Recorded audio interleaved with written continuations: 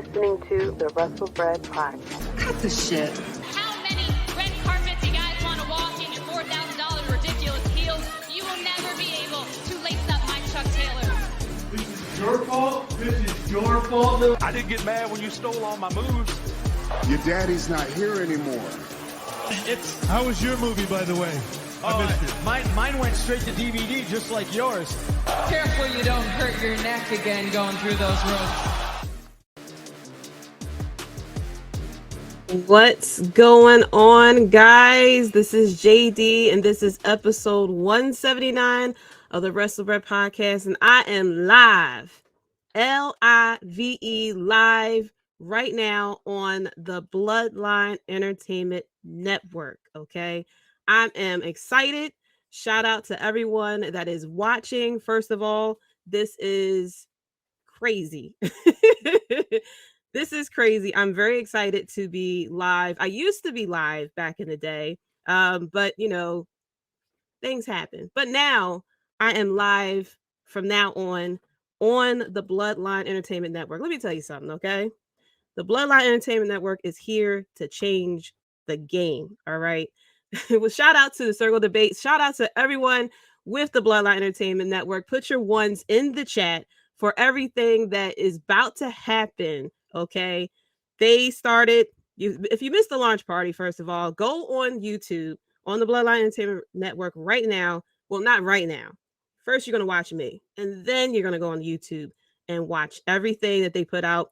We got not only just wrestling, but we also got sports. If you like your football, you like your basketball, go in there, fantasy sports. We got movies, animes, whatever you like. You don't have to click on all these different type of websites. You can get all in one go. And today is now the live stream for me, the first lady, the first effing lady. Yes, I did do RVD. Yes, I did. And you're probably sitting here like, Jaydee, but the Bloodline don't have any women in it. And to that, I say, kiss my ass. This one does. Okay. It took a long time it took too long for the Bloodline WWE to get a woman, but this one has a woman. All right. Shout out to Justice. Salute to the First Lady, Jaydee. That's right. Put the ones in the chat for everything. But we have a lot that has happened in wrestling. We had a crazy Dynamite that happened yesterday. We had, of course, you see the title of this podcast episode, President Cody Rhodes and the Real Best Friends. And if you're wondering why I call Cody Rhodes the president, it's because shout out to Clark Street Wrestling Podcast, who was talking about Cody Rhodes, and they were talking about the promo that Sami and Cody had where Sami felt like he couldn't defeat Roman Reigns, and Cody Rhodes was like, yes, you can do it, and they believe in you, and I believe in you. I had a whole thing about it. I felt as though it wasn't really necessary for Sami Zayn because I'm like, you just hit the tribal chief in the back with a chair. I mean, the balls that you got to have in order to pull that off. But Cody was pretty much just like, you could do it and stuff like that. And the fact that he wears the suits and everything, he just looks like a politician. I made the joke that he's kind of like Obama, yes, we can type situation. And so I call him President Cody Rhodes because he wants everyone to love him. He'll say all the nice things and everything to get you to vote for him in November. And then once he gets elected, or in this case, gets the title, who knows what's going to happen? He may turn out to be the complete opposite. And that's the biggest thing that I have. And I call myself the president of the Cody Hater Club because I liked Cody in AEW. I felt as though he was a great baby face. But after a while, it turned into John Cena of 2006, the Hulk Hogan, the red and yellow Hulk Hogan before he turned Hollywood. Whereas though, okay, you are too perfect. You are too you are spotless, the ultimate baby face. Like there gotta be some flaws with you. And I felt as though he should have turned heel, not even like heel, like he could have been a delusional baby face or something like that. And if he had turned, chef's kiss, everyone would have loved him, just like we have here with Roman Reigns. For years, they wanted this man to be the ultimate baby face. They wanted the moment at WrestleMania would be him holding up the title and everyone cheering him on. And it wasn't working. And then he disappeared for a little bit. He came back and he became the tribal chief. And what happened? Chef's kiss. everyone loves the guy. So, but I'm keeping just the same energy from AEW to WWE, just hoping that he doesn't over babyface it, and if not that I'm hoping that the fans will start hating him, but I'm just very curious of what will happen once he wins the title, and people, because for some reason, whenever somebody gets the title, things get a little bit stale. People start be like, okay, you were exciting when you were chasing the title, but now that you have the title, okay. So we're going to get into that. We're going to get into a lot of different things here. But a little bit that I normally start off with some current events, stuff like that. First of all, after I don't know how long this genre been out, but I finally saw the musical Broadway version of Cats. I'm cultured now. I finally saw it. It was pretty good. Saw it with the family. It was pretty good. I didn't see the movie. I don't know if I should see the movie or something like that, but where I was sitting, the audio wasn't really that good. So I got the gist of the story, but I don't know. I might watch the movie or something like that to get a little bit into it. But we are on the road to WrestleMania. And speaking of WrestleMania, we have the Hall of Fame coming. And we have an announcement of who's the next person in the Hall of Fame. And that is Andy Kaufman. If you don't know who Andy Kaufman is, he doesn't consider himself a comedian, but he is a comedian.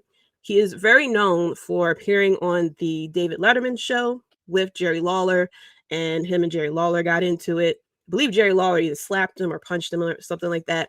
And it led to a beef between them, kayfabe, even though they're very good friends. But he is entering to the celebrity wing of the Hall of Fame, which I thought he was in it already.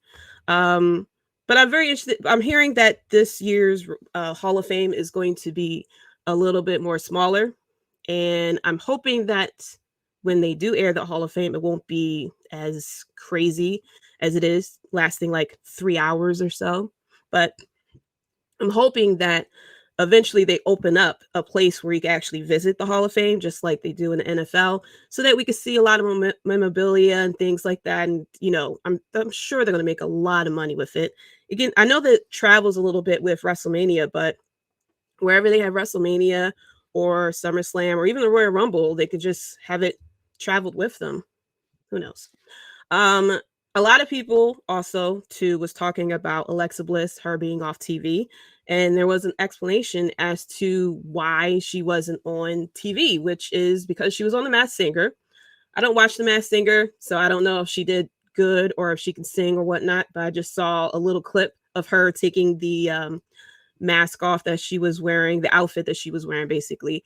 And she also had a spot on her face that she mentioned, and she noticed it gotten worse. She got a biopsy and it was actually skin cancer. So I'm glad that she's doing a lot better. I'm glad she was able to catch it very early. But that was the reason why she was off TV. So, people like me who assumed that it was because they didn't know what to do with her or anything like that. I guess she couldn't really say anything because then people would have found out she was on the Masked Singer. But I saw the clip when she was taking off the mask and they had to guess who it was. Of course, they were all saying it was Nikki Bella, which, as you probably heard, there's no longer her name. Her name is no longer Nikki Bella as well.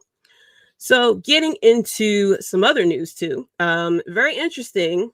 We have Vince McMahon rumors, but this isn't anything recent. So he didn't sneak into a building again, wearing a mustache or anything like that.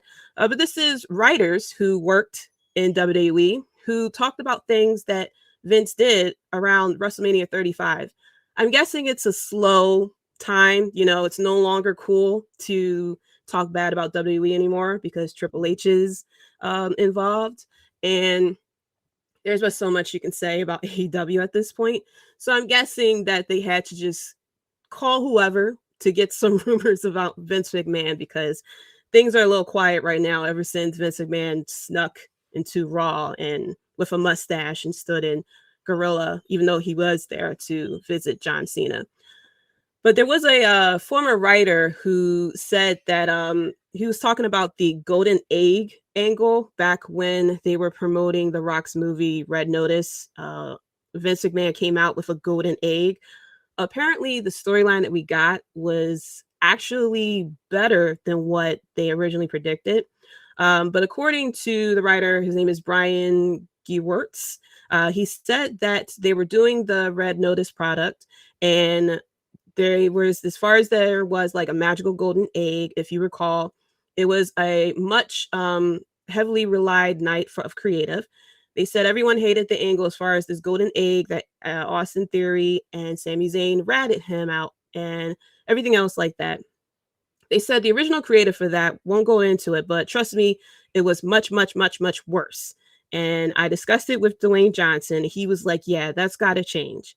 And I think Vince McMahon and the team came up with this egg thing, which most people watching it were who didn't like it for whatever reason, that's fine. And I'm like, I can only imagine what the hell he was probably thinking.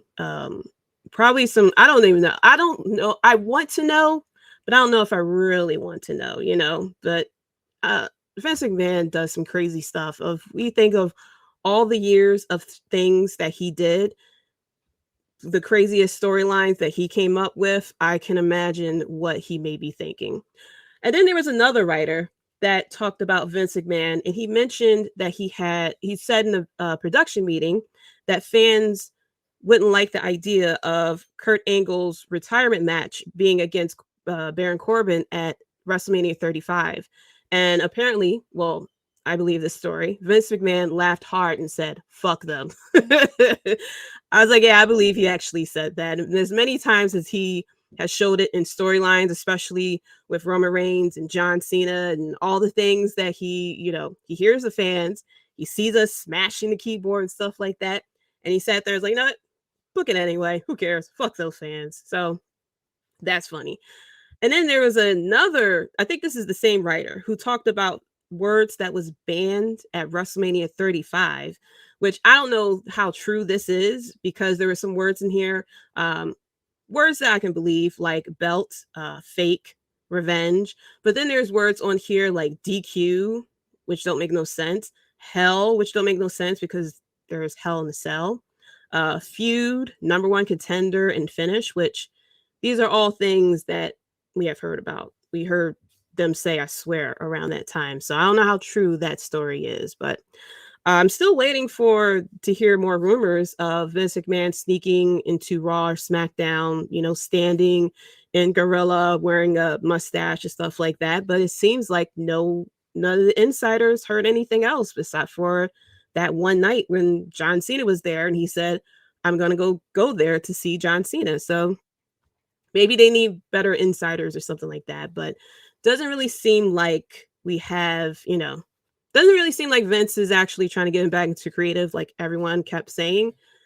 I don't know, he grew that mustache, so he's probably really enjoying the, I guess, freedom of retirement or something like that.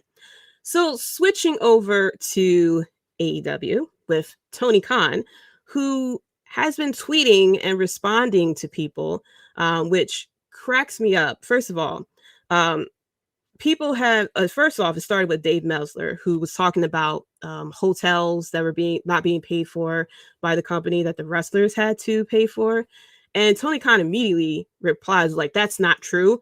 I pay for the hotels for my wrestlers and stuff like that." Shout out to Universal Wrestling Podcast. What's up, Jaydee? Love the Taker. Yes, as you see behind me, I do have some Undertaker stuff. I also have Batman. I got Star Wars floating around here as well. Yes, I am a Undertaker fan as well. I have a lot of stuff, but as you see, I can't fit everything back here. But I really enjoy this item here. I got that from a toy store and I saw it and I was like, I had to get it. Of course, that's the 2K14 game that I've gotten because, of course, it came in the Undertaker coffin, but I didn't really play the game like that. And then I got some, of course, this DVD that I love, and then some stuff right here. You may see this picture right here that's drawn. That's actually my son. He was, I think 11 at the time. When Brody Lee had passed away, they did the tribute show, which I cried, the Hubs cried, and everything like that. And I told my son saw us crying. I told him what happened. So he asked me for my phone and he told me to pull up a picture of Brody Lee, and he took my phone and he drew that off the picture off my phone of Brody Lee. So I have it framed. I got it framed, and it sits with my little collection right there. But yeah, shout out to the Universal Wrestling Podcast as well. But getting back to Tony Khan, he of course responded to that, and then he was responding to other people. He was responding to people who had like 100 followers. Like he was also responding to people who had things to say about the match, the announced match between Kenny Omega and Vikingo. And I was like, maybe I should tweet at Tony Khan since he responded to things. Maybe I should tweet to him and try to get like free tickets or something like that. And I told the Hubs this, and he's like, I don't think you should do that. And I said, why not? He was like, what if he's going to see that you have a podcast. And he's like, what if he checks out the podcast? And I was like, oh shit, I've been talking bad stuff about Tony Khan. He's going to sit there and like, wait, okay, Jaydee. All right. She's responding. Yes. Thank you for replying, whatever he's going to say to me. And he's going like, oh, let me check out to see what this podcast is about. What did she say about me? Because I called him a fan. I talked about his booking. I talked a lot of stuff.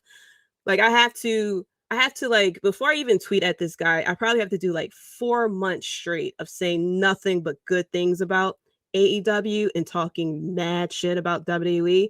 So I would like to take this opportunity to say that AEW is the greatest pro wrestling company in the world. Because I mean, I'm honest when it comes to AEW, so I don't think he's gonna like that. He may call me a bot, like he calls a lot of other people who disagree with things that he says, but he's gonna be like, blocked. I'll probably try to get tickets, and I'll probably get carried out of the Leo Core Center or something like that. Sir may say yes, you should. Yeah, I should tweet at him, but I can't tweet at him because I'm a little critical about AEW, but I'm a little critical about AEW, but he's a little sensitive. Don't worry, Jaydee. No, Devin, you're on the other side of the fence, okay? You can't even say Tony, okay? You're automatically a bot, all right? I have some things I said good about AEW. I just have to like delete the episodes that I went and called Tony Khan a fan and talked about his management skills and all this other stuff and the booking and everything. So I have to start clear from here on. I don't think I'm gonna last long. I'm very sure probably even later in this episode, I'm gonna say something critical about AEW. So I think I'm just going to go with everyone else and just buy my tickets the regular way. And, just keep on laughing about Tony Khan tweeting at people with 100 damn followers. But yeah, he cracks me up. I mean, at least he listens to people. If you have an issue, he'll book it. If you complain hard, if enough people complain hard enough, if 12 people come together and complain hard enough, he's going to book it. Because so when he announced this match between Kenny Omega versus Vikingo, everybody was like, well, why you book the dream match? It should have been a storyline. We should have made a story out of this. Why are you just going to do this out of nowhere? And it's like, well, first of all, let's just all step aside for a second and think about this. Vikingo is working with AAA. There's only but so much he can come up to America and do a storyline with. It's not like we're going to get a straight 4 weeks out of him of storylines. So yes, a lot of times these matches are going to be dream matches. But I bet you TK needs to learn critique is a process to growth. He should. But what kills me about that is he works with Jacksonville Jaguars, which I'm like, bro, you should know that people are going to complain. He's with the Jaguars. The Jaguars haven't been relevant since the dawn of time, okay? Like, he should be used to people complaining. He books it on Rampage. He does. He'll tweet out before the show, and he'll hear what fans are saying, and then he'll put it on Rampage. It's just like, I bet you he's going to make a story out of Kenny Omega and Vikingo. I bet you if they face each other again later this summer or something like that, he's going to make a freaking storyline about it. People just like to complain, I'm afraid. That's true. That's true, Ryan.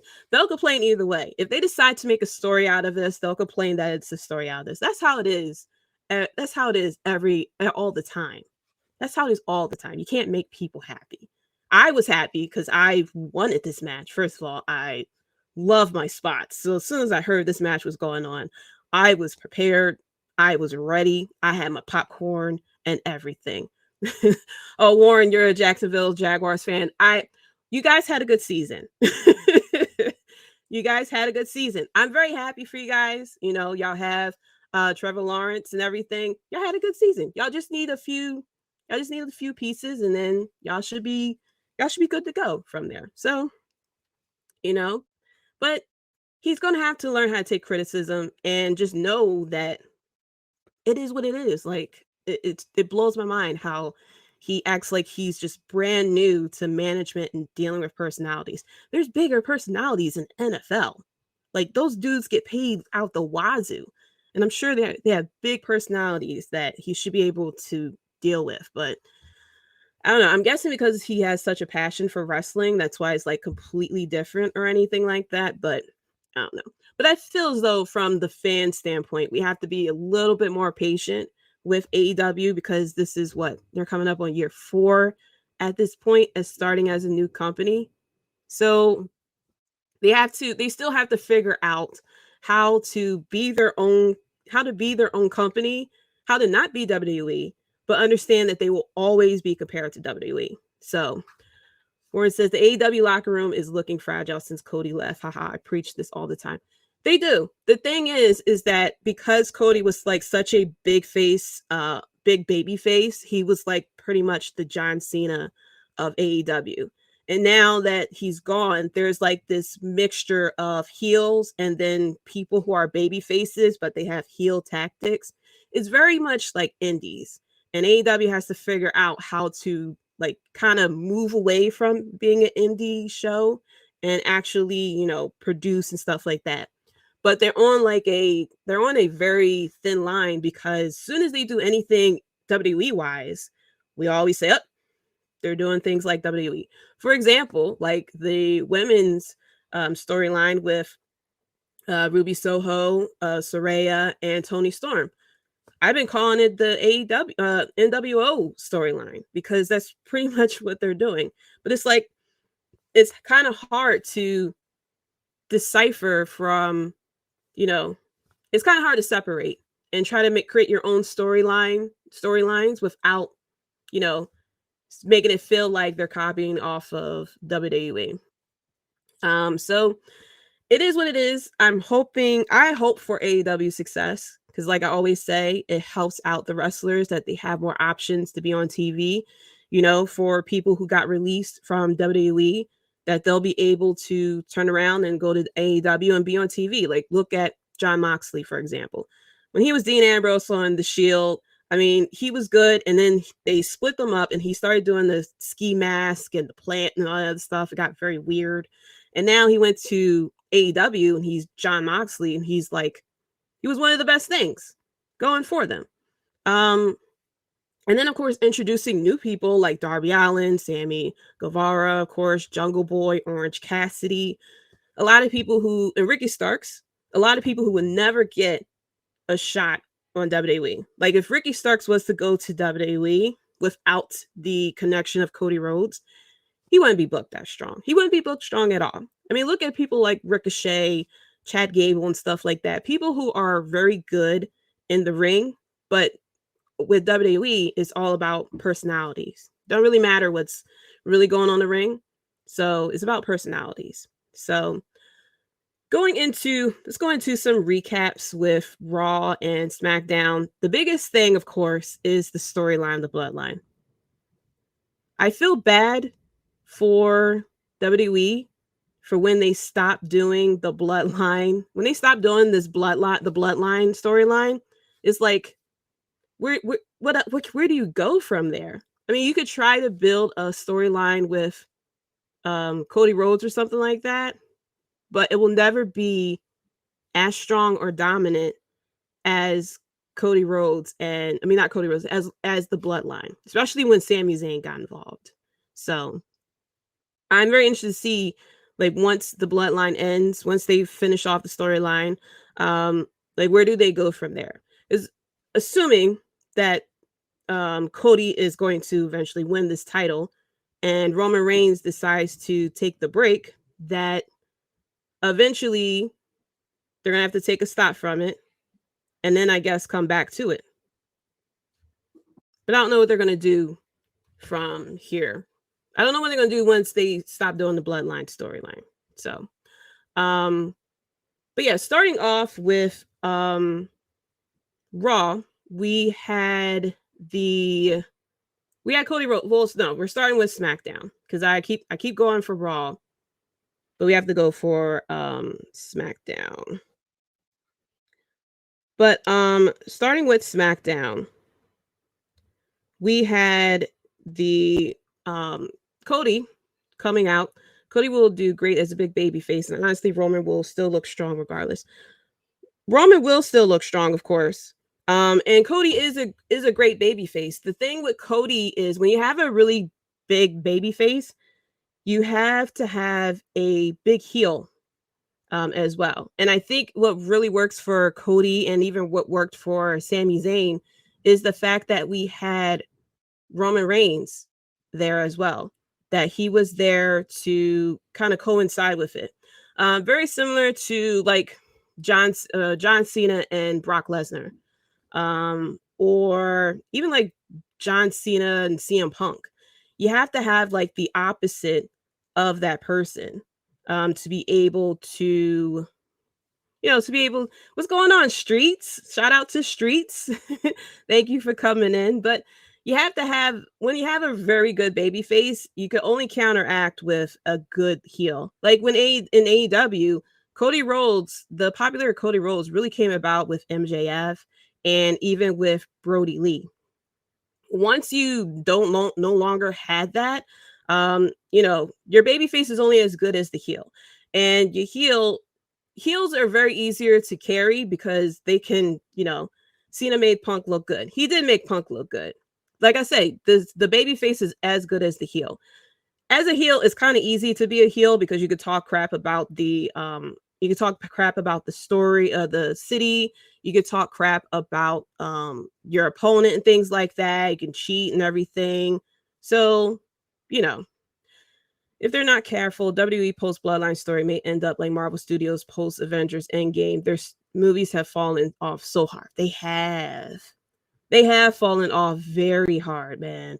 And it's a shame because it's what happens when you go past the point of no return. Like you could tell that they clearly had a story. They had it planned out to Avengers Endgame, but because Marvel Studios has gotten so popular, they decided to keep it going. And they decided to once you decide to keep it going, it's very similar to like the Fast and Furious movies. It was good up to a certain point, and then they just kept going to the point like now it's like out of control. So yeah, I'm hoping that they get it together with the next phase because I like the Marvel movies. But yeah, phase 4 has fallen off very hard. And I'm hoping that there's not the same with the Bloodline, that, they keep it going because it's gotten so popular and it's the big thing. I forgot where I read it from, where if Roman Reigns is booked for the show, they'll sell more tickets, of course, because it's the tribal chief. And the storyline is so popular whenever the segment occurs with Raw or SmackDown, it's like the most popular thing going on. But like they even put out a YouTube video showing like the course of the Bloodline. It's like a 2-hour video that WWE had put out on YouTube, which made people think that it's going to end, but I don't know. I don't know what's going to happen at WrestleMania, but yeah, Cody Rhodes comes out and he calls out KO and Sami Zayn to try to get them back together. He talked to KO and said, "Hey, I have a lot of respect for you. When I left, people said I wasn't going to be anything." And he introduced him to the Elite, and he didn't say the Elite, but he made a reference to it, and he tried to get Cody and Sami to join. And so Fast and Furious should have packed it in after 7. Yeah, they should have. Tribal Chief. Yes. Team 1. I am team 1000 days that Roman Reigns will retain and hold the title for another 1000 days. But yeah. What's going on, Tim?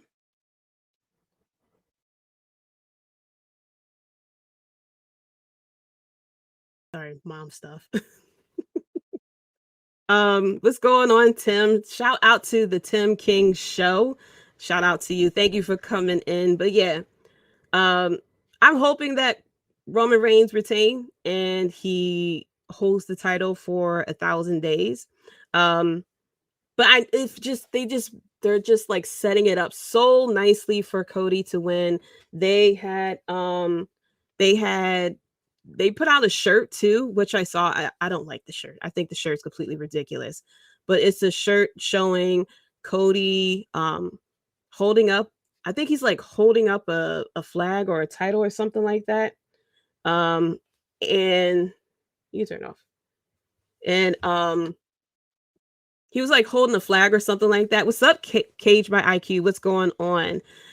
He was holding up like a he had the dog with him and he has like the American flag behind him. I don't know if he was holding up the title or if he was holding up a flag or something, but on it says finishing the story, and it was in like the WrestleMania font. And I'm like, oh great, they don't put out this shirt for WrestleMania, which means he'll more likely win the title. But I am team 1000 days. I have faith that Triple H is here to swerve everyone, and he wants to break history under his name. He's going to have the tribal chief hold the title for 1000 days, just so we can put up the one. There's a reason why we say put up the ones. Put up the ones for 1000 days. I'm a believer in it, that it's going to happen. But yeah, but we have, President Cody Rhodes trying to get the crew back together. He talked about how, you guys are best friends, and the only way we could take down the bloodline is together, my friends. And so KO, he was like, listen, this motherfucker kicked me in my face and celebrated at War Games. I'm not going to forget. So then KO walks off. He goes and leaves, stuff like that. And Sami Zayn comes out. Yes. Hashtag team 1000 days. It's going to happen. It has to happen. It has to happen. But then Sami comes out to him and says, look, you're my brother, yada, yada, yada. Cody Rhodes, something, something, adrenaline in my soul. So KO goes and leaves. And then we get to later on that day. We had Sami Zayn, who came out to talk to Jey Uso. Shout out to Jey Uso. Applause all the awards to Jey Uso, because he's out here like working the acting skills. Sat there and called him, said that he, you made me look stupid by turning on Roman, and that I was the one who, who held it down for you, called him a fake ass oos and everything like that. This Sammy J storyline has quietly overshadowed the Tribal Chief storyline almost. It has. They're trying to bring it back by adding Cody they're trying to add it back to Cody by saying like, we're going to defeat the bloodline together, instead of it really concentrating on Cody and Roman Reigns, which I find very interesting, because I was wondering, with Sami Zayn, the story with the bloodline and Sami Zayn is so like interesting, and it's like the twists and turns with it and everything like that. And I was wondering how they're going to be able to pivot that to Cody now entering Cody Rhodes going against Roman Reigns. And they did a very good job, because I thought people was going to riot and was going to, want Sami Zayn to go against Roman Reigns at WrestleMania, which, I mean, they did it at Elimination Chamber to kind of get it out the way. But I thought that people was going to go against Cody, going against Roman Reigns and want Sami instead. But they pivot that so beautifully by making it that, oh, it's all of us trying to take down the bloodline. And they made it so that you want Sami and KO to get together because they created such a tension between them two, trying to come together to go against the Usos. And now everyone wants the KO and Sami Zayn to win the titles against the Usos.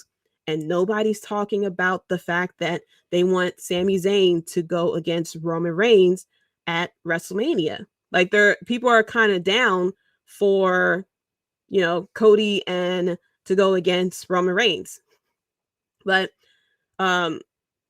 with Jay though, Jay was like, you're a fake ass oos. You weren't part of us. You was, and Sami made it beautifully. And he's even like planting the seeds of what the next steps of the bloodline is going to be. Sami said, listen, you are mad at yourself. And you're not mad at me. You're mad at yourself.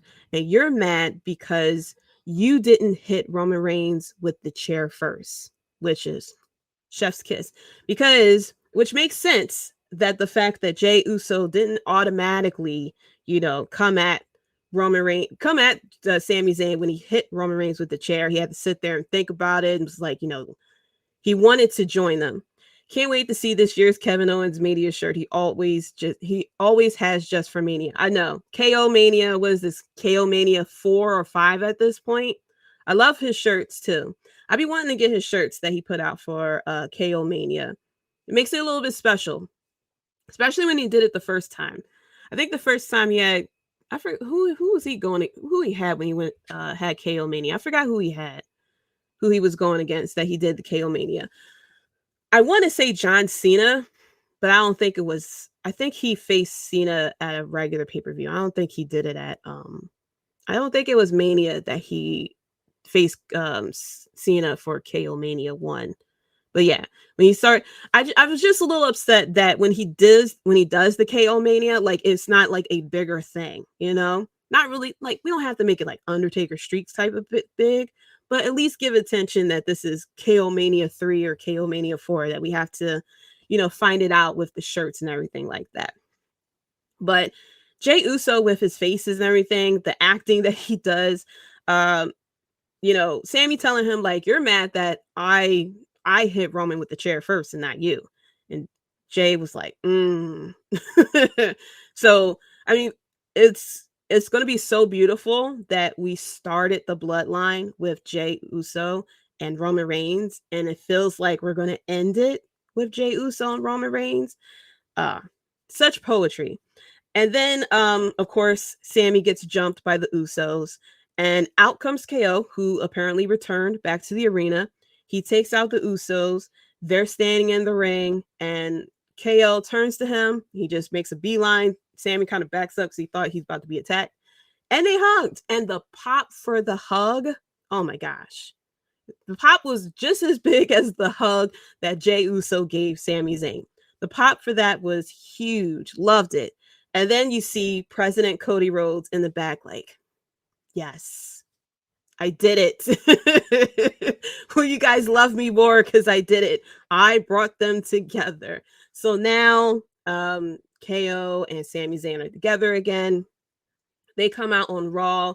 They mentioned how, now that they're back together, then they both look at the WrestleMania sign, and then comes out the Usos. They's like, look, we know that what you're trying to do.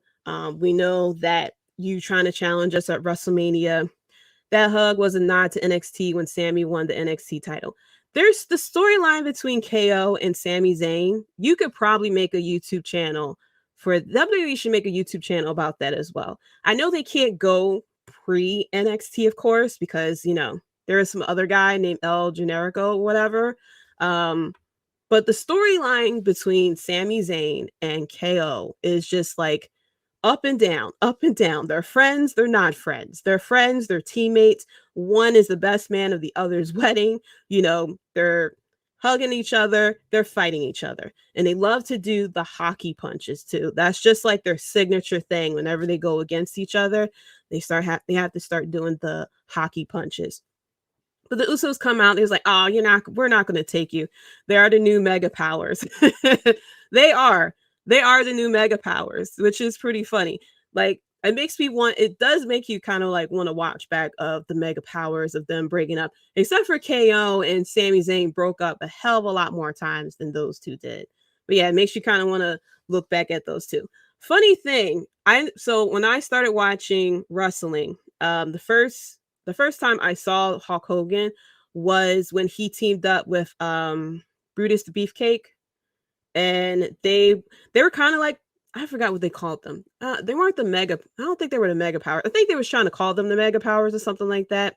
And they were going against Money Inc. And I was a big Money Inc. fan. I liked Ted DiBiase and IRS.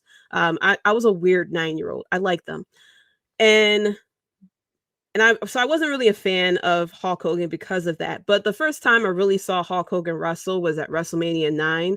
And of course, the ending of it, I liked Bret Hart. So then, of course, when Bret Hart loses to Yokozuna and then Hulk Hogan comes out, he immediately gets a title shot without being a number one contender and then wins the title while Bret Hart's trying to get salt out of his eyes. It made me dislike Hulk Hogan. So left a taste on my mouth. All the little kids talking about some say your prayers and eat your vitamins, and they was rocking the red and yellow. I was not. I should have been out there telling kids to pay their taxes, and then everybody got surprised. Good day, Wrestlebread. Great to see you on the Bloodline Entertainment Network. Yes, the broadcast podcast. Shout out to you. Yes, I'm very excited to be with the Bloodline Entertainment Network. We're out here changing the game. Okay, like I said before, we're out here changing the game. Just like how President Cody Rhodes is out here trying to change the game as well. But now, first of all, I would like to say, whoever the WWE insider is who listened to my last episode, shout out to you, because I said in the last episode that we need to wrap this up with KO and Sami, that we need to get them together so we can concentrate on them going after the titles instead of, are they going to get together? Are they not going to get together?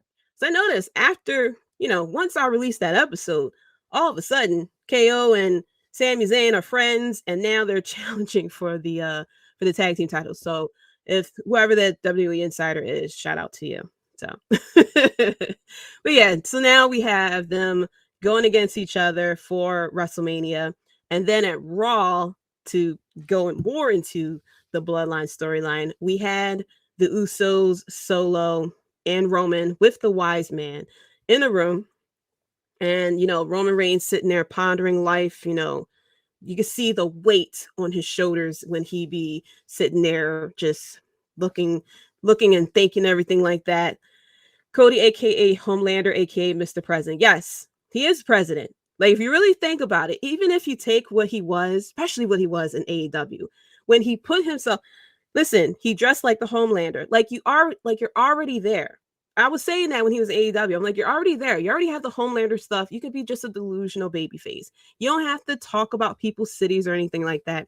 If you remember, you could even go back. If you remember the New Day, before they really turned face and became popular, they kind of did that. They were delusional baby faces where they sat there, they talked about people, but they was like the power of positivity, and everyone loved it. And look what they had now today. If Cody had just did that, if he had just be a delusional baby face, everyone would have loved him. Everyone would have got the stupid neck tattoo t-shirts. So, but he didn't want to do it this time. So now he goes where he fits, where the over baby facing is acceptable and you get cheered. I feel like it's still fresh. Like, he'll get the John Cena stuff soon. But yeah, think about it. When he was Mr. President, he wants everyone to love him. He wants everyone's vote. So he's willing to do whatever to get people to like him, including putting yourself through a burning table. Okay. Telling everyone that you're never going to challenge for a title. All right.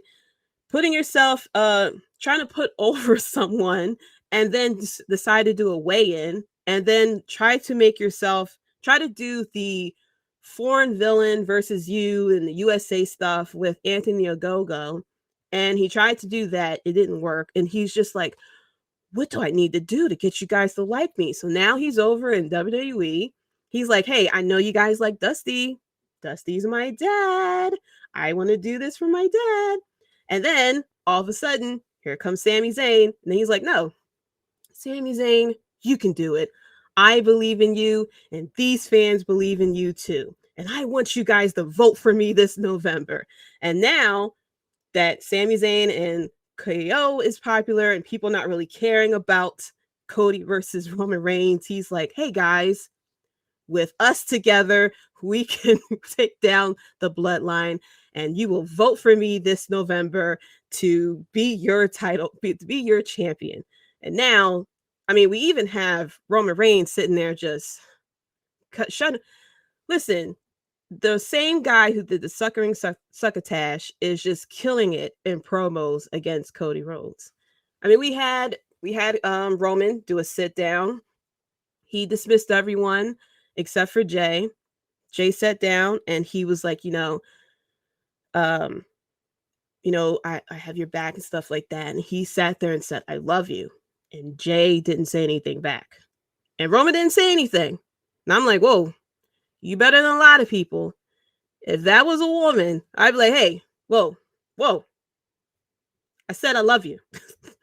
Do I need to say it in Spanish, French? You want me to do some ASL or something like that? Like, you're not understanding. Did you hear what I said? Like, do you need a hearing aid?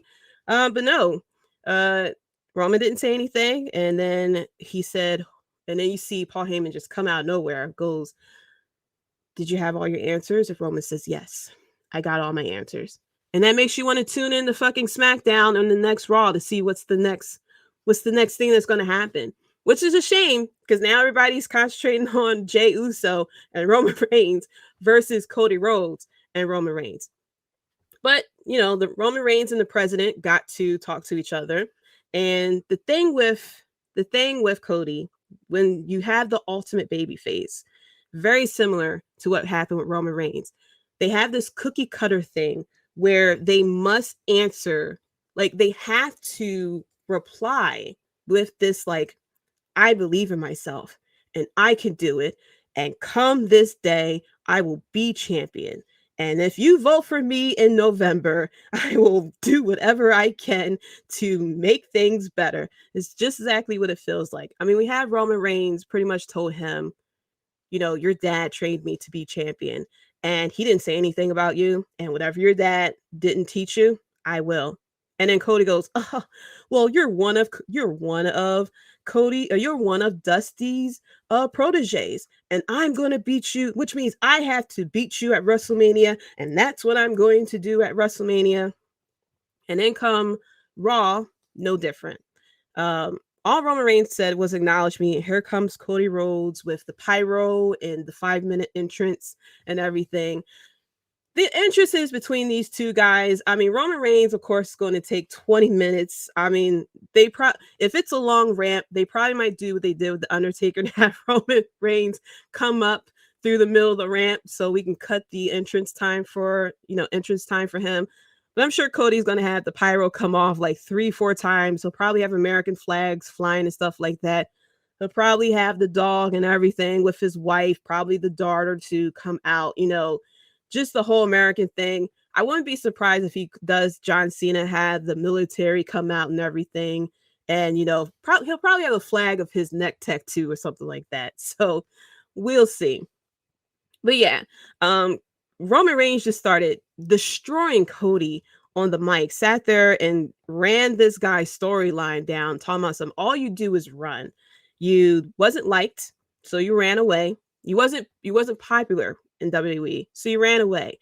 You tried to start a company, you tried to put yourself over in the company, and no one liked you, so then you ran away again like a little bitch. And I was like, whoa, Roman Reigns out here spitting out facts. And then, of course, what is the rebuttal that Cody has? I never run away, and you'll see on April 3rd, I'm going to wake up and I will be champion, and I will defeat you at WrestleMania, because that's what I'm going to do. And if you vote for me this November, I promise I'll be the best champion in the world. It's just like, bro, can you talk about Roman Reigns' hair or something like that? Can you tell him you look funny carrying the titles? I mean, he did mention how, no one no one in your family is going to stick with you, planting the seed and stuff like that. I give him props for that. But I'm like, this man has been talking about you for the past couple of weeks, and all you keep doing is talking about how you must win the title and how you're going to win the title. I'm like, man, if you don't talk about this man's perfect teeth or something like that, tell him like you got gray in your beard or something, like, at least the one time he sat there and said, well, I just want to talk to you unless you need them for backup, unless you're afraid. I give him kudos for that one. But I'm like, come on, man, you gotta come back with something. This man has been sitting there talking about you, and the only thing you can say, everyone just makes it personal. And it's like, bro, you came in here talking about your dad. You put up a photo of your dad saying that you're gonna win the title that your dad never won. It's just like, dog, come on. You made it personal because that's all that you wanted to talk about was your dad. So of course you made it easy to sit there and just straight up talk about your dad. So, but the Bloodline storyline is just so good. I can't wait to see like what comes next. I'm hoping it never ends. That's why I'm team 1000 days. Let's just keep this bad boy rolling. Cody will be there. Cody will have his opportunity to win the title. He just came in wrong time. He's in here at the wrong time. He can wait, you can, I don't know he can go against Solo or something like that. Pass him on to someone else. He can go against them. Maybe he can wrangle his boy MJF in 2024. He can go against him. But you'll get your shot. You just go after the title another time. We want to have fun, a little bit more fun with the Bloodline storyline. So I am team 1000 days up in here. But to go over a little bit more with what happened, we have now going against the tag team titles is Sami Zayn and KO. Now they are together again, going after the titles. And now we're counting down to when they break up again. I'm assuming they'll win the titles at Mania. And I think they'll probably break up probably around SummerSlam or something like that. Or maybe even after SummerSlam. Like these two turn on each other and then become friends. They are nearing like Big Show territory as many times as we are turning here. I mean, they turn and everything. Like they need to start a reality show because that's how much we see them become friends and then break up and then become friends again. So it's crazy. So going into a little bit more what happened between Raw and SmackDown, we had the Logan Paul segment, which I know we don't like Logan Paul, and it really breaks our heart of how we have to admit that he is good at wrestling. Because it would be so easy if he sucks at wrestling, so we can sit there and just say everything bad about him. But he's actually good at wrestling, which, it's just so much salt on your shoulder because he's really good at it. Big Show heel turns. Yes, they are like Big Show turned heel and turned face like what 20 times within 3 months or something. Like they are Sami Zayn and Cody and Sami Zayn and KO are like they're getting into that territory where we expect them to turn on each other sooner or later. And then they got to sit there and do the hockey punches because that's how they always start their matches, with the hockey punches.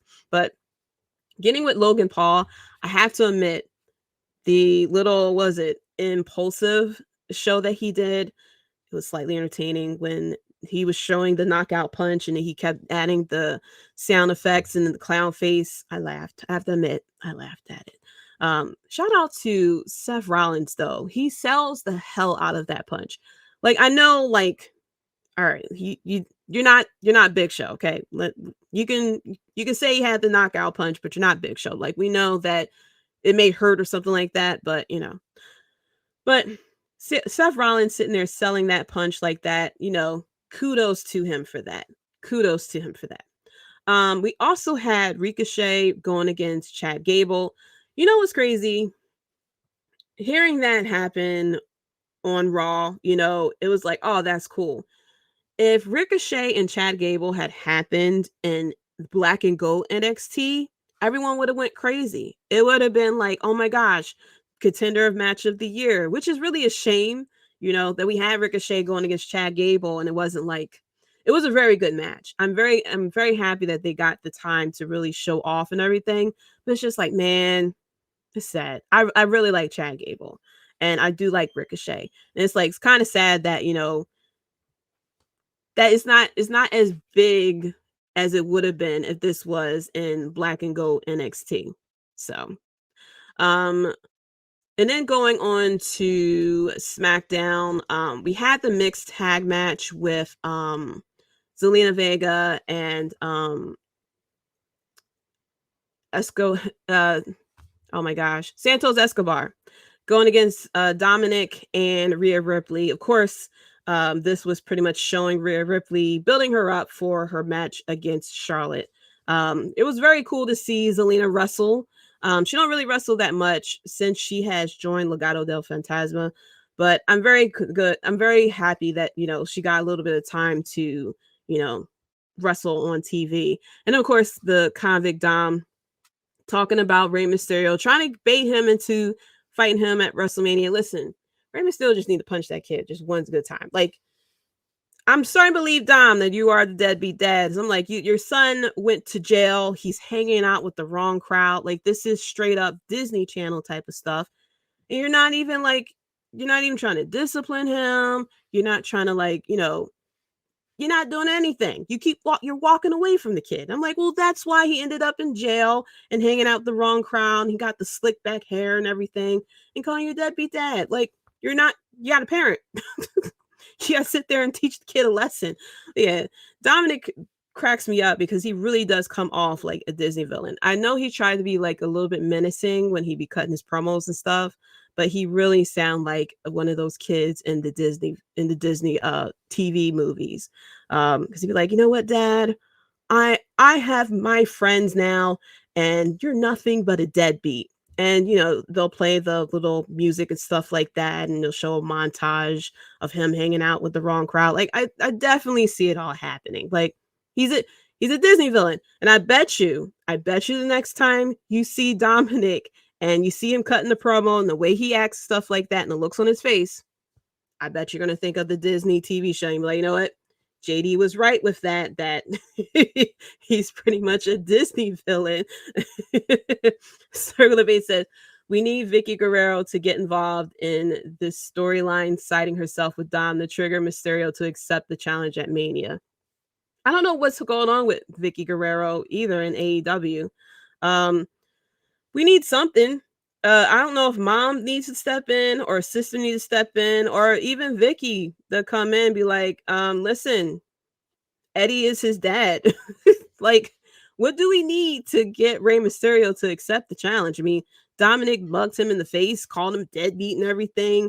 We had them show up at Christmas. We had them show up at New Year's, Valentine's Day. They probably showed up during Lent, and they're probably going to show up during I was about to say Easter, but Easter ain't even here yet. But yeah, it's like, what does this kid got to do to get you to fight him? She's longer in AEW. She's a free agent. Okay. But it's like, what does it take? So if Vicky Guerrero does come inside with Dominic, like, listen, you are a deadbeat. That's why Eddie, his dad, and he's more of a Guerrero than he's a Mysterio. And then that's what's going to get him. Like, your son went to jail. He's hanging out with the wrong crowd. He has the girlfriend, but he has the girlfriend that's the bad influence showing up, you know, trashing your house and stuff like that. And then it takes Vicky Guerrero to get you to, like, all right, yeah, I'll face you at WrestleMania. But with him retiring, it's like, okay, so is it that Dom is going to lose? Like, I'm wondering if he's going to be like, okay, if, like, I don't know if this is going to turn into like a mask match, like he loses the mask and that's what gets him to retire, or it's going to be one of those, you know, if you lose, you know, you leave WWE or you retire, I guess I should say. So I don't know what it's going to take for this to happen, but, you know, Ray sat there and said, though, fighting you, if I were to fight you, it would be a disgrace as a father. I'm like, well, you got to do something, sir. You got to at least be a father and sit there and say something about your kid. But but yeah, I'm interested to see how this happens. I very similar to with KO and Sami. I would like for us to get this together so we can get started with it. Shout out to South Philly Psycho. What's up, my queen? Bends the knee. Don't hurt your knee, man. I hurt you the last time. You say you're going to bend your knee and you have a hurt knee. I'm dying to hear Dom say he's Eddie's son still. Yes, he did. He did say, hey, Eddie Guerrero, his might as well has been my dad or something like that. And I'm like, son, check out Peacock. Check out the WWE Network. Okay. He fought for custody for you. That's not your real dad. Maybe that will be hopefully what the storyline is. Maybe he'll come back. Maybe Dominic will come back and be like, you know what, Dad? I watched Peacock and I saw that Eddie Guerrero is really my dad, and you had custody, and you've been nothing of a deadbeat. And then Vicky Guerrero comes out, and then we come finally. Rey Mysterio can't take it no more and go after and decides to wrestle him for a match. I don't know. Then we also have this tag team, this fatal 4-way tag team match for men and women at WrestleMania. And I'm like, I guess this is let's pack as many people as we can in WrestleMania by doing these get together tag teams or something like that. And it pisses me off because I'm like, they're not even fighting for titles. I mean, yes, the Usos have 2 titles, so they could at least have split it up, and at least that fatal 4-way for the men could have been with the title. But the women's title is tied up in a trios match, and it's not even for the titles. They didn't even need the titles. They could have lose. I hope they lose the title or something like that before Mania, which I highly doubt. And then the women's fatal 4-way tag team matches could be for the women's tag team titles. But I don't know, that I don't like that the tag team titles are tied up in a whole other storyline that has nothing to do with the tag team titles. So I don't know. But we also had Charlotte cutting a promo.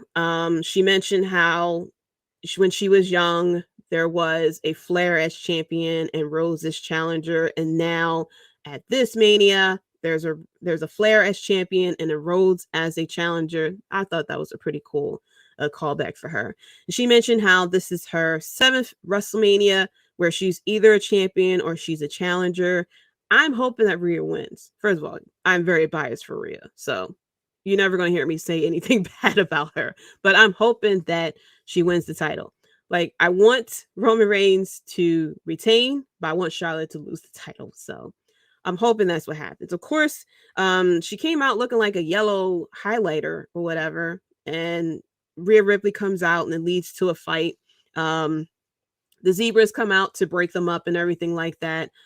And, we're going from there. We also had Xavier Woods going against LA Knight. Very weird for Xavier Woods to come out by himself. At first, I was like, why is he by himself? I'm like, oh, damn. His other 2 boys are injured and isn't there. So I feel bad for Xavier Woods. Maybe this will lead to a singles run or something like that.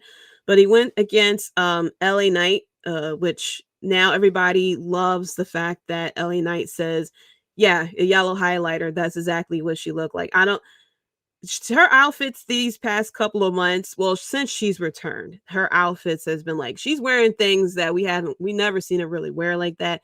But I was like, that's a very bold choice to wear that outfit. Like, that's highlighter yellow. Like, that's a bright color. But yeah, now LA Knight is popular, so now there is the yeah, and people are starting to use the yeah. It gives me what chance. It sounds like they're doing the what chance all over again. But yeah, I hope that LA Knight really takes off. I wasn't really happy that he faced Cody Rhodes because I'm like, he just came from a losing feud with Bray Wyatt, and then it seemed like he was entering the picture for the IC title, and now it's not happening anymore. And then he's going against Cody Rhodes. I'm hoping that we get like an actual feud for him, like a winning feud where he can cut a very nice promo. I've been a fan of his since I saw him in NWA. So when I heard he was coming to NXT, I was happy for him. Couldn't wait for him to come up to the main roster. And then of course they sat there and did the what's his name? Max Dupree or whatever how they pronounced it. But I was very happy when he came as LA Knight. And I'm hoping that we do more with him eventually, that he eventually gets a feud.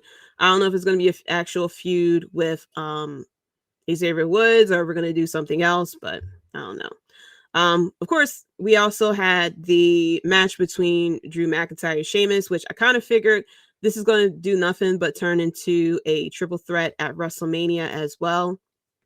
And then coming in a little bit more into SmackDown, that was pretty much it. That was pretty much it for what happened at Raw SmackDown. The big portion of it, of course, is the Bloodline storyline, which has been dominating WWE TV for weeks. But I'm enjoying it. Team 1000 days. I'm hoping he retains. Not just because I'm a Cody Rhodes hater, but I really want Roman to hit the 1000 days because he's been holding it down for the past 2 years. We only had one champion for the past 2 years, and no one's really complained about it. Like, no one is really hoping that he loses the title. That's how good he has been these past 2 years. And just kudos for him for that, because, oh my gosh, anyone else, we would have been dying. We would have been lining up people for him to lose the title to. But the fact that he has, the tribal chief and the bloodline, and it's just been the best thing on TV. And every time he comes on TV, it feels like a special event. I feel as though that's how the champion should be. Like, if Cody was to win the title, I really hope they won't do to him what they did with Seth Rollins, where Seth Rollins used to open the show, then pop up in the middle of the show, and then end the show, especially back when he had the, was it J&J security or something like that, or J&S security, where he was like, the whole Raw and SmackDown revolved around him. I'm hoping that we don't do that. I loved it when we don't really have the champion around.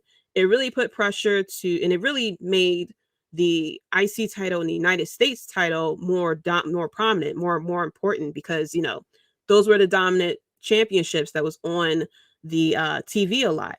And it gave more people a chance to really shine and stuff like that. And so when Roman did come on SmackDown or Raw, it felt special. Like you really wanted to tune in, because here comes the champion. He tried to do it with Brock Lesnar, but Brock Lesnar is such a part-timer that nobody really, people were excited whenever he was to show up, but everybody was pissed off whenever he decided to show up, because it's like, you're wasting time and stuff like that. But now we kind of had a bit of a part-timer champion where he didn't really show up like that, but they did such a great job as far as booking Roman Reigns as a champion this time around. I'm hoping that that's what they kind of do from here on, that when the champion shows up, it feels special, not that we're opening Raw and closing Raw with champion, opening SmackDown and closing SmackDown with champion. And I'm afraid that's what's going to happen if Cody was to win the title, that they're going to like have him open and close the show, and then open and close Raw, open and close SmackDown, and then people get tired of it. So I'm hoping that's not what's going to happen. So now getting into AEW, a lot of people was very happy with Tony Khan booking the dream match of Kenny Omega versus Vikingo. And first of all, I was one of those people because I'm a fan of Vikingo. Me and the Hubs, now we saw him at Triple Mania. I forgot which one, but we saw him, and me and the Hubs, we call him King of the North. Of course, he does look like a character from Game of Thrones, but we call him the King of the North because he's the king. I know Mexico is south of the United States, Canada is up north. I get it. But yeah, we call him King of the North because, first of all, that man, I think he's not human. Like, some of the moves that he does, like, I don't know how he does it. And he displayed it on AEW Dynamite as well. But a lot of people were so happy that this match was booked. A match that was supposed to happen in 2021. But of course, Kenny had gotten injured, and then Vikingo had visa issues and stuff like that. So they kind of had to put this match together. I'm fine with the fact that this really didn't have a storyline.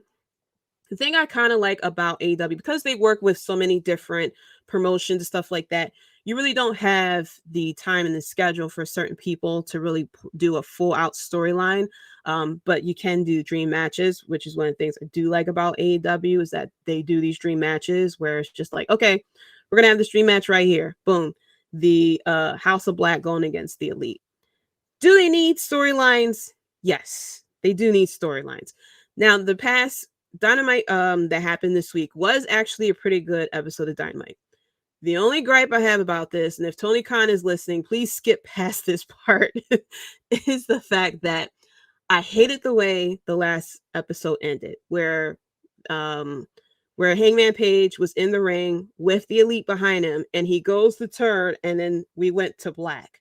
So we didn't see his face. We didn't see what happened. We all had to hop on Twitter to watch somebody's shaky camera on their phone show what happened after the match. The reason why I'm even upset about that, okay, and if Tony Khan is listening, please follow directions. You have to connect it. You have to assume that some of us do not hop on Twitter, follow the Elite, and that some of us do not watch Being the Elite series on YouTube, and that we do not follow all the dirt sheets and stuff like that. I mean, I do, so, ignore it. Like, okay. But if you're trying to grow your company and grow the fan base, you have to assume some people don't know what the hell is going on. So if casual fan A watches the end of last week's Dynamite and then did nothing else, didn't watch Being the Elite on YouTube, didn't read no dirt sheets or anything like that, he just knows on 8 o'clock on Wednesdays, he's going to tune into Dynamite. When he tunes into this week's Dynamite, and all of a sudden we see the Young Bucks being put into an ambulance because someone mysteriously attacked him, but we see Hangman Page looking worried on the phone, stressed out, stuff like that. Everyone's going to be like, what the hell? Like, where did we get here from? This is like taking a book and you rip out pages in the middle of the book. Like, not seeing the connection between the end of last week's Dynamite and this week's Dynamite. How do we get from Hangman Page slowly turning, and we don't know if they're cool or not, to all of a sudden we cool, Hangman Page is stressed, he gets into the ambulance with the Young Bucks and stuff, and Kenny Omega is, feeling stressed because we know why Kenny Omega is feeling stressed. But I just wish that they just showed what happened at the end of Dynamite after Hangman Page turned around, so we could see his face, and then, looks exchange or something, and then, then we could open up with it. Like, it really did give kind of like old school WWE vibes that we opened up and like chaos has already happened. But the Young Bucks were put into an ambulance and Hangman Page went along with them, leaving Kenny Omega and Don Callis there because Kenny has to get ready for his match against Vikingo. So then we start off with Sting, the trios match with Sting and Orange Cassidy going against Kip Sabian and I think Butcher and Blade. I think I didn't write down who they were going against, but anyway, Sting is out here living his best life. I mean, this man is just making all of us look stupid. Okay. I have to be careful going down a flight of steps because if I slip and fall, like, I'm afraid of my insurance. And I don't think my knee will be able to do it. AEW actually telling stories, right? They told a lot of stories this week. Tony Khan listening to some people up around here. That's why I want to tweet at him, but I don't want him listening to my podcast. Like, I want to say, hey, hi, but don't click on the link in my profile, please. Yeah, he's out here telling storylines, which is like good. He's learning. We're evolving. Like, they're entering year 4. They're getting it together. Like, they already have the dream match and the indie feel down, but now you gotta work on your weekly shows, man. We gotta give us a reason to tune in next week. Like, it's all good with, Kenny versus Vikingo. Like, that's all good. But it's like, you can book dream matches, but if person who knows Vikingo sits there and turns into AEW Dynamite for this dream match, it's like, why are we what's the reason why for us to tune in for next week? Like, what are you offering this week for us to tune in next week? I think he's been listening to the Bloodline Network. He's listening to you now. Hello, trust me, he was watching. Yes. Yeah, Ivan, he probably is listening to me. If you are listening to me, Tony, I would love some tickets, and I would love to be in the baddie section for Jade Cargill. That's it. Just I want those two things. I want free tickets and be in the baddie section.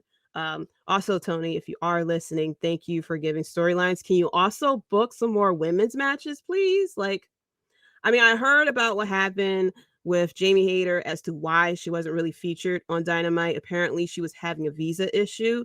But there are other women in your company outside Jade Cargill. Like, I appreciate that we had two storylines kind of going with the women's. We have the NWO thing, and then we have Jade Cargill and Taya Valkyrie.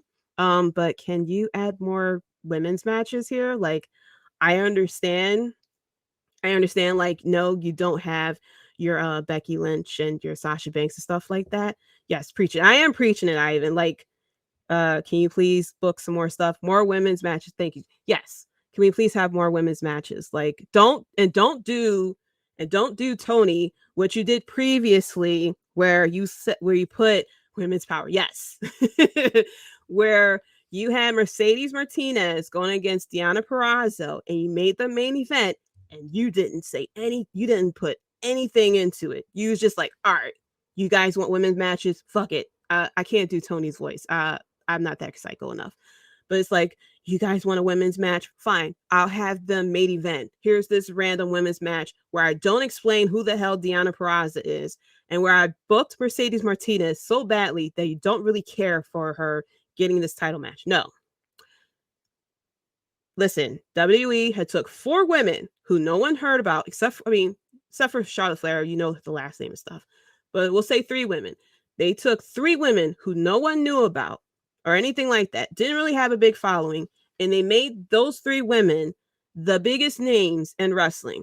They took freaking Bianca Belair, who had no wrestling training, and made her the biggest star in WWE, transcending WWE at that point.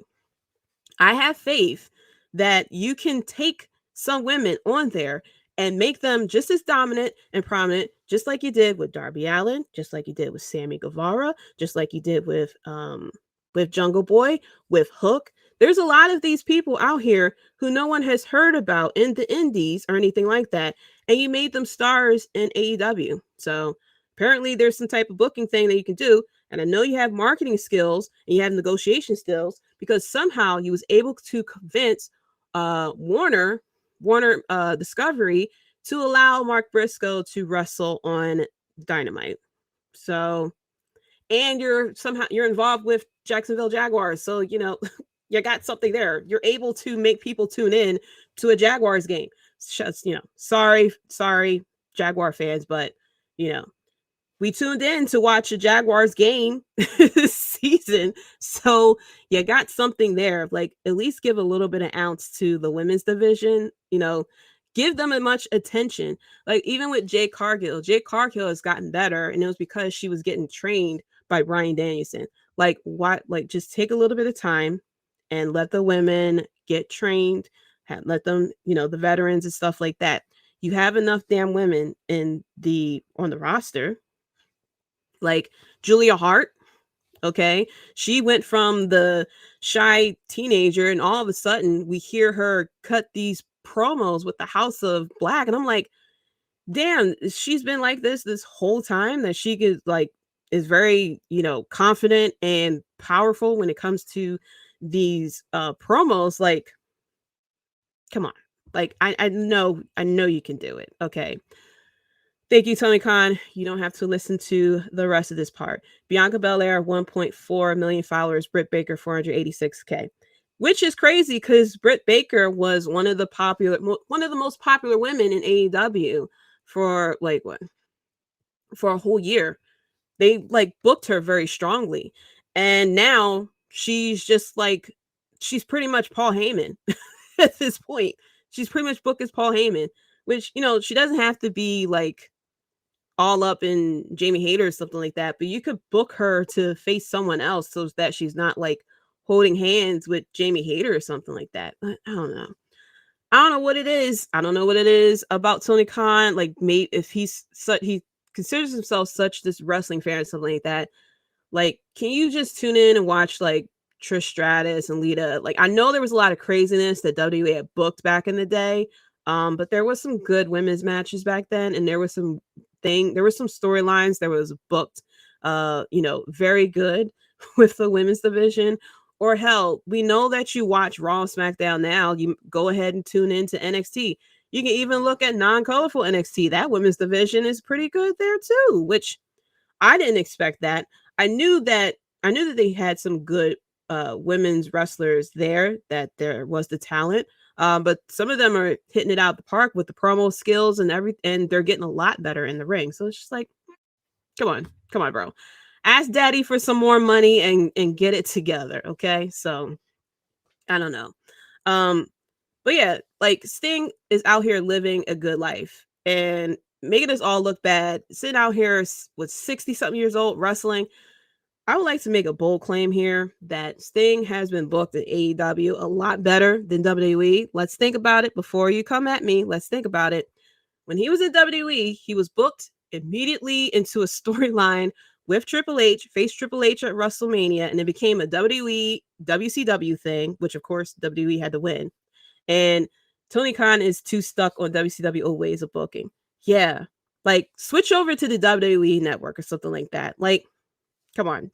But yeah, WCW wasn't that good as far as with the women's matches, but mainly because they were concentrating on the NWO, which is kind of this issue that they're having in AEW, that they're concentrating on like this one section with AEW, and you gotta bring it all around. That's why I said he needs to watch the NXT, Black and Gold NXT. Start from the beginning and just watch it through. He needs something like that. He just needs someone to really take care of the women's division. Like back when Kenny was involved with it, it was pretty good. And I think Kenny was involved around the time where there was more than one women's matches. Like Britt Baker was kind of in charge, and I think he stopped being in charge with it after a while, and it was more of Tony, and that's when we saw the decline. He needs someone to like come in and like handle the booking. He needs help with booking. Okay, he needs help with booking, and he just needs someone to just take control of handling the women's division. That's why I feel. And he needs help with, of course, storylines too, but he seems to be getting a little better than that with that. But yeah, then we also had FTR come out. We had the tag team titles, of course. It was the Guns versus Top Flight. The Guns had won. And we had FTR come out, and the Guns was like, listen, we're not stupid. I'm not challenged. You're not getting a shot at these titles. Nothing is going to convince us to take these titles. And FTR was like, well, what if we were to lose, we'll never challenge for the title again? And I think it was Austin who said it. He was like, listen, did you not hear me? Nothing will convince us to take these titles. And then they said, well, how about if we were to lose, that we will leave AEW? And then they said, of course, yes. So I'm like, What's up, Philly Sports Talk Podcast? What is going on? Shout out to Philly. Okay, let's go. Heartbreaker with Reese Hopkins with the ACL. I don't know if y'all heard, but he got hurt during spring training, and he has an ACL tear, so he's going to be out. I don't know how. I didn't read up how long he's going to be out for. But he's going to be out for some time during the season. So heartbreaker. And I think Bryce Harper is supposed to be back. I think he's supposed to be back now or in April or something like that. But I still believe that we're going to make it to the World Series this year. Fingers crossed that they make it to the World Series this year. But I have faith. I have faith in them. But yeah, with FTR, it's like, okay, yeah, if we lose, we'll leave AEW. And then they accepted it. So now I'm sure all the dirt sheets are just going crazy. Like, are they signed with WWE? Are they not? Are they going to stay with AEW or are they not? I think they might stay with AEW. I'll be shocked. Well, I won't be as shocked if they go to WWE. I mean, they kind of tweeted something out that says that they have multiple deals and, they're very happy of the opportunities that were presented to them. But it's kind of like, AEW, I mean, Tony Khan will pay out the wazoo, but you are dealing with like not really having storylines like that, but you get the book dream matches. You get to travel all over the place. You can go against whoever you want. And then with WWE, while yes, you probably might get paid out the wazoo too, but you're dealing with the scheduling of having to do house shows and traveling 200 days a year or something like that. So I'm very interested to see where they're going to go.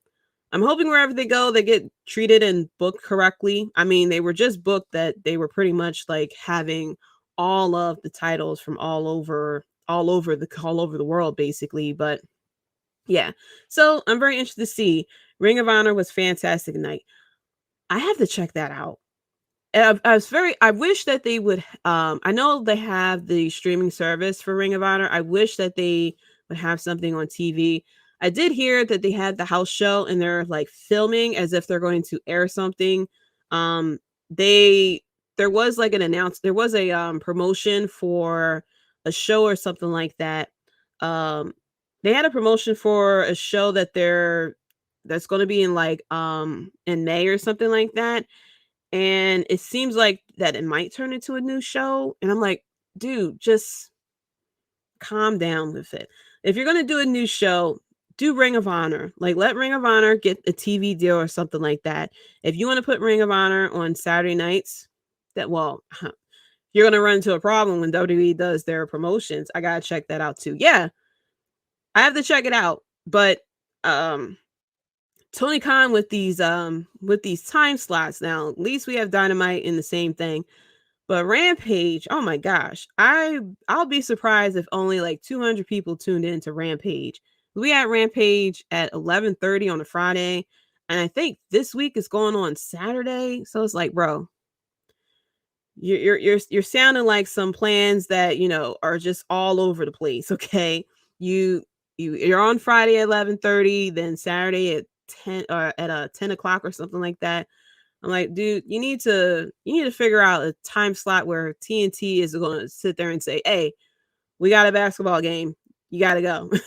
Because that's TNT is famous for that. Hey, we have a hockey game, you got to go. Hey, we got golf, you got to go. Hey, Law and Order is doing a marathon, you got to go. We talked about it on my show. AEW needs to move Rampage to a different day. They do. They can do Tuesdays. Like, it's okay if you go up against non-colorful NXT. You can do Thursdays. You can't really do Saturdays because WWE will nicely put their little pay-per-views there. So you'll lose people for at least a week. But I'm guessing you'll get I don't know. They'll probably gain more people if they stick to a nice time slot or something like that. Hell, do it like the 90s and air on Saturday mornings. Well, all of us old heads will get up and eat our cereal and watch it or something like that. But they got to figure something out. But yeah, but at least we're getting somewhat of good Dynamites though. So maybe FTR stays with them, maybe they don't. We also had Hook going against Stokely Hathaway. Listen, Stokely Hathaway is the funniest person in wrestling. He came out looking like straight from Nation of Domination. I popped for that one. And then he mentioned how he talked to Dr. Simpson and he said he was sick and he said he had a doctor's note and he handed something to Justin. And he says, I would like to also announce that I am retiring from wrestling. He said he would like to thank his fans, all 12 of them. I am one of those 12. I am a big fan of Stokely. And come to find out, the receipt was from Wingstop, which, it wrote on there he is sick. Sometimes, maybe the doctor ran out of paper or something. And, hey, I need a piece of paper. The doctor needed a piece of paper. Some nurse handed him a receipt. Doc goes, he's sick. So I don't know. But that match was hilarious. I hope nobody was like, oh, it's a stupid match or anything like that. Listen, the match was funny. The match was hilarious. Think about R-Truth or something like that. It really gave me vibes of R-Truth having like one of the segments where he thought that it was Money in the Bank, but it was actually like Royal Rumble or something like that. I was cracking up. It served his moment. Hooked. I'm actually fine with the way that Hook has been booked. That he is like the strong kid, whatever. But he's not out here being booked like Cody Rhodes or Roman Reigns or something like that. Like he's not out here being booked like Brock Lesnar, where he's out here like beating people that he really should not be beating. But I do appreciate that we had this little feud between him and Stokely Hathaway. I thought it was funny. We also have Adam Cole back, baby. He came back. He came to speak to say that he is going to be wrestling next week.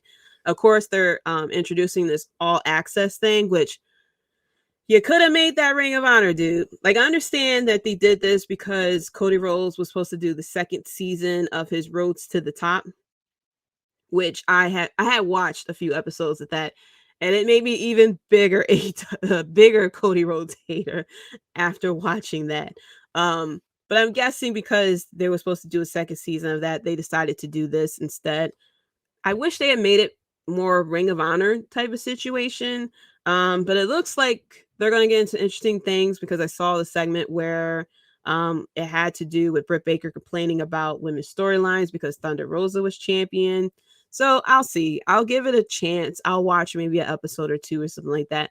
But I feel as though this time slot should have went to Ring of Honor at least. Like you could have had Ring of Honor do it and go from there. So we had Adam Cole. This new show seemed like a scripted reality series. It do, and that's kind of how it was. Kind of how Ms. and Mrs. was, and it's kind of how it felt with Rose to the Top.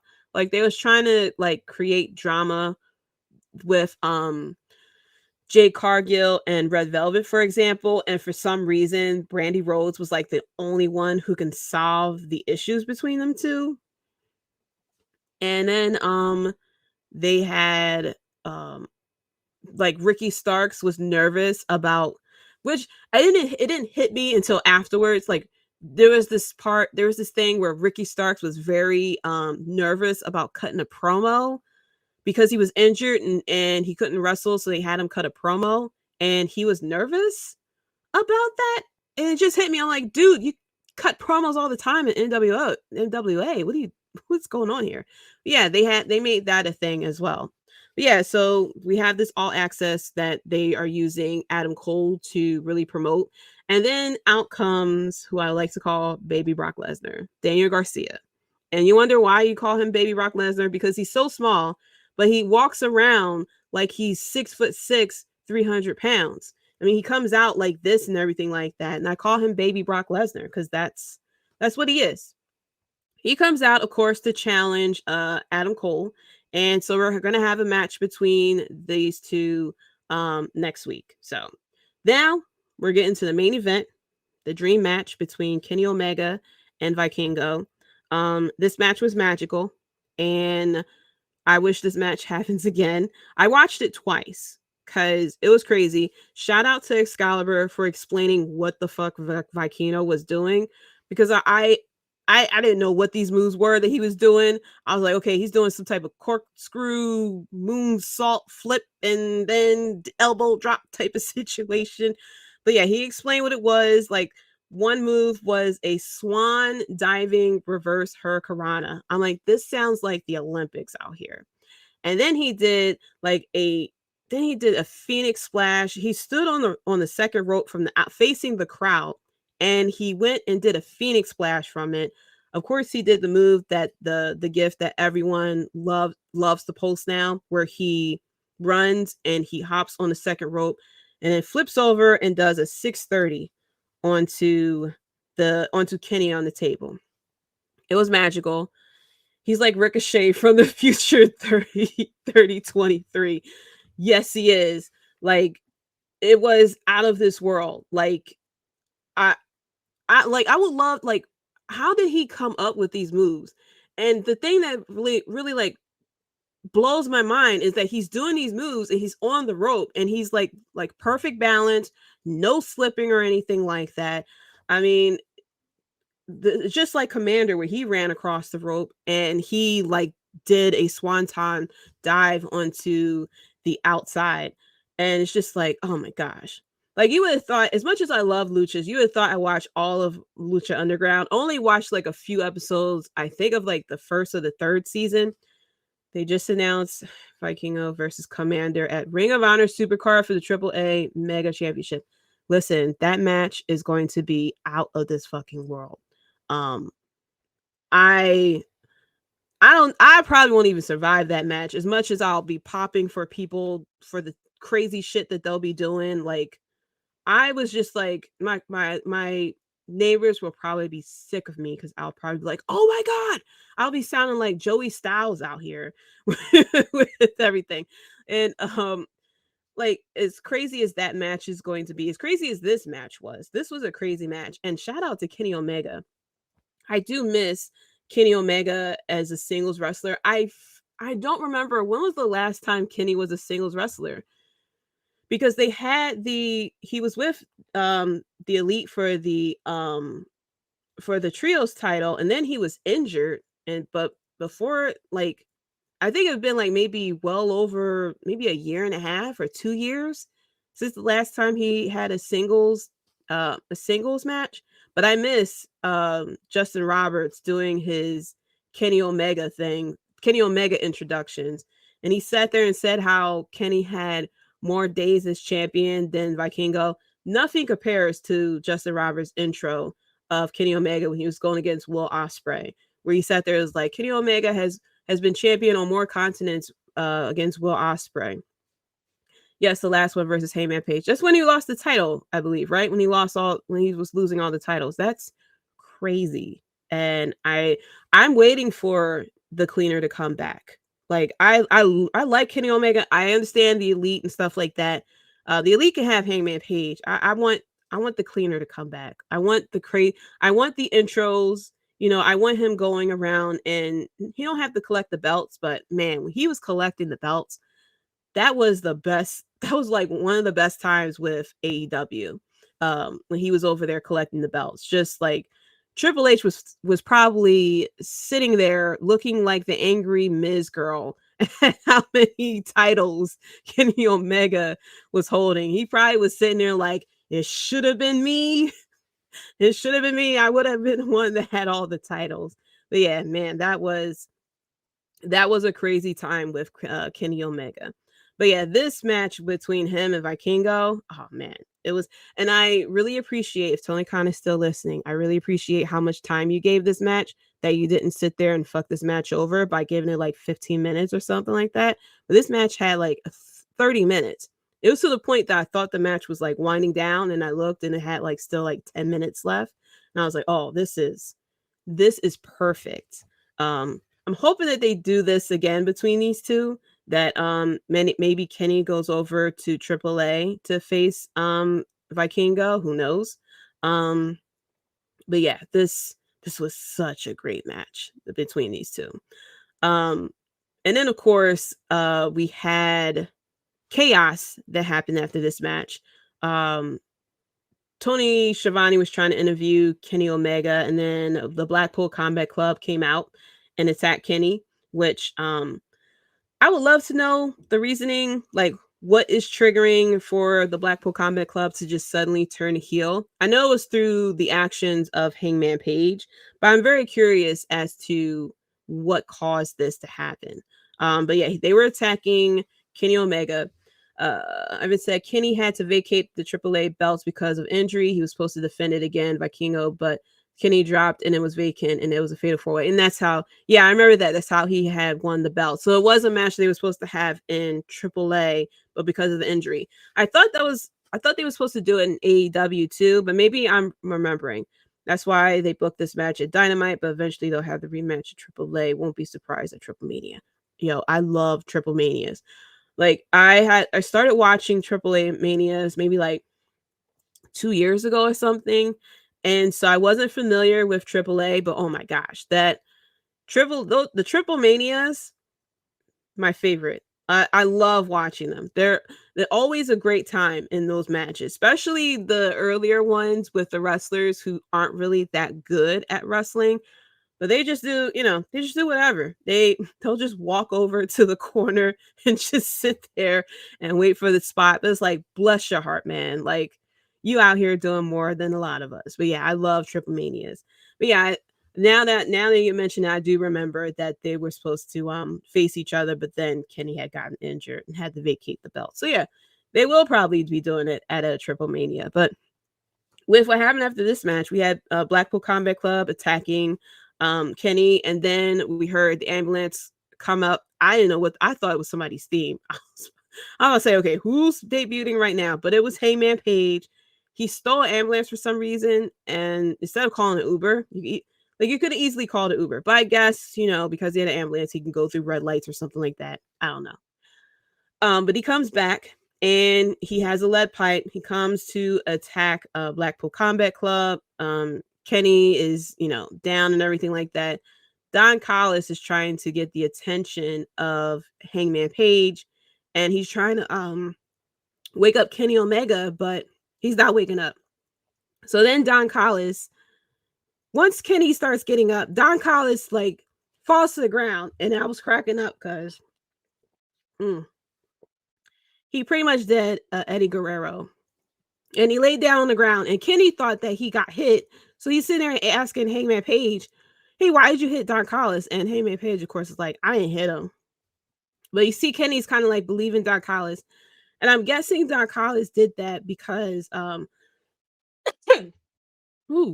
guessing he did that because he wanted he wants Kenny Omega to be away from the Elite, because he wants Kenny to be singles again, because when Kenny was singles, Kenny was collecting all the belts, but now that he's with the Elite, Kenny is starting to lose. Like, they lost the titles and everything like that.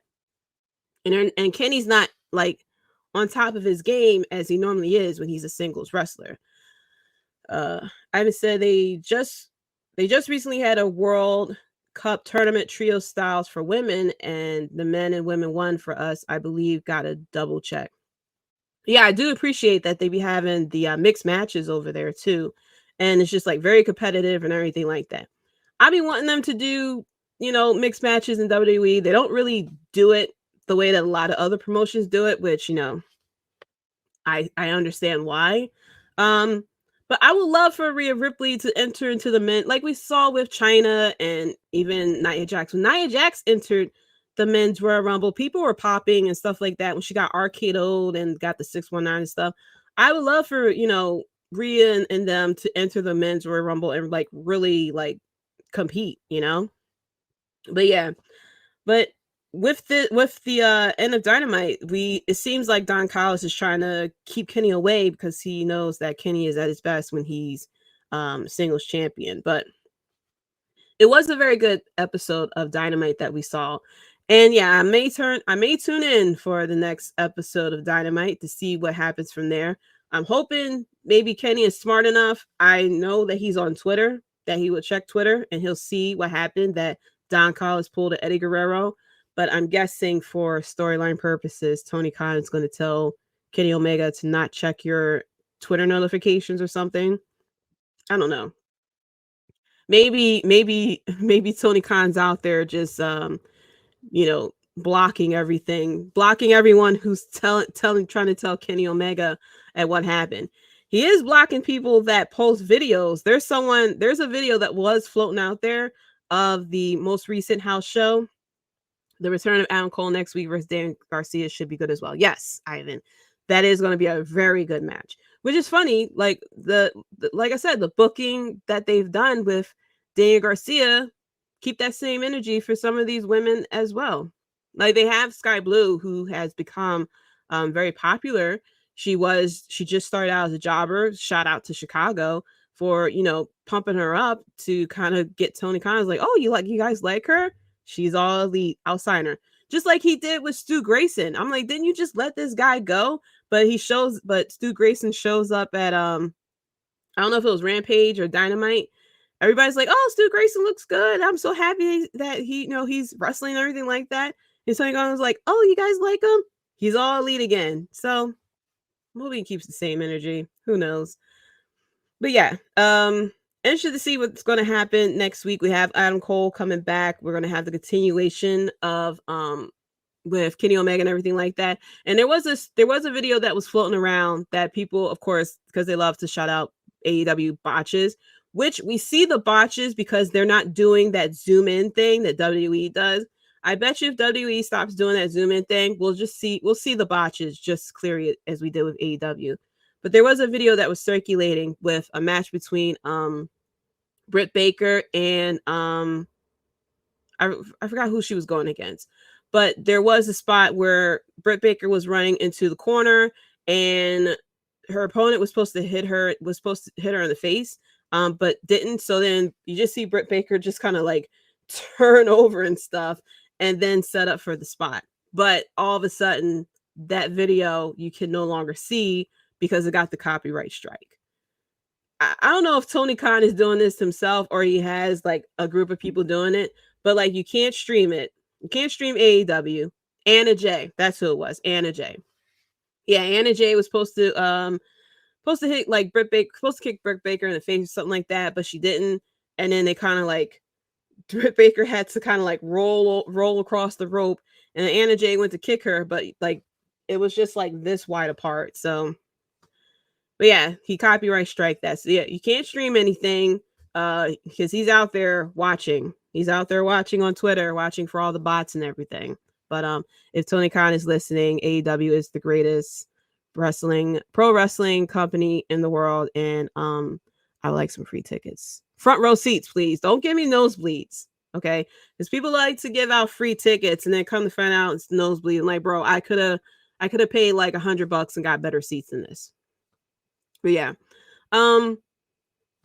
that was a great week of wrestling. And yeah, but that's it for this episode of Wrestlebread Podcast.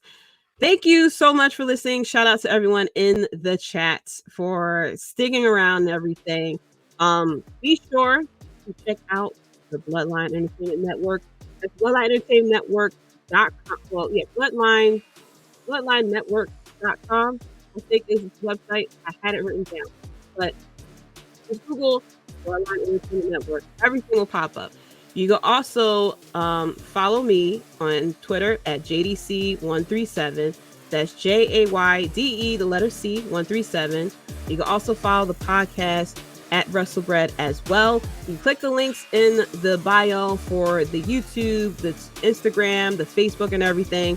You can also find, if you go to the link now, you'll see up the top, they'll say episodes every Thursday. And you will see, cannot wait for next week. I know I cannot wait for the next week as well. But if you click on there, thank you, Ivan. But if you click on the link in the bio, you'll now see at the top, they'll say live episodes every Thursday. And they'll click the link on that. You'll go to the Bloodline Entertainment Network YouTube channel. Go on there. There's a whole lot of podcasts. Every single day, there is something for you. You want to hear about the latest with UFC, there's a podcast for that. You want to hear about the Phillies, there's a podcast for that. You want to hear about some indies or something like that, there's a podcast for that. You want to talk about the latest that may be going on with other sports or maybe with entertainment stuff like that, there's a podcast for that. Click the link and check it out as well. Coming up next week, I'll be talking more about what's going on with the Bloodline and everything like that as we are counting down the days to WrestleMania. And WrestleMania week is always good because it is WrestleMania week, first of all. The podcast will be turning 4, and it's your girl's birthday. That's right, I am an Aries. If you don't know, now you know. But make sure you tune in next week. Put the ones up in the air for the Bloodline Entertainment Network. Acknowledge us. All right, acknowledge us, guys. And until next week, guys, peace. You're listening to the Wrestlebread Podcast. With one